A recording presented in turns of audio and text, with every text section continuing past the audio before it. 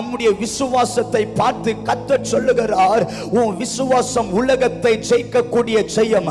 ஆகையால் தான் சர்வ வல்லமையுள்ள தேவன் சொன்னார், விசுவாசம் உள்ளவனாய் இந்த மலையை பார்த்து பெயர்ந்து அப்புறம் போய் என்று சொன்னால் அது அப்படியே ஆகும்.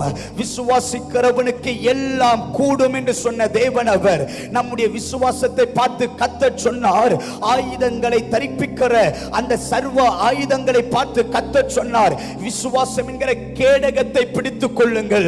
ஆபிரகாம் அதை விசுவாசித்தான், அது அவனுக்கு நீதியாக எண்ணப்பட்டது.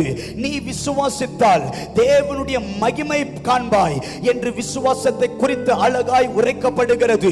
அவர்கள் விசுவாசத்தினாலே சிங்கத்தின் வாய்களை ஜெயித்தார்கள், அவர்கள் விசுவாசத்தினாலே எரிகோக்களை தவிடுபிடியாக்கினார்கள் என்று அநேகத்தை சொல்ல முடியும்.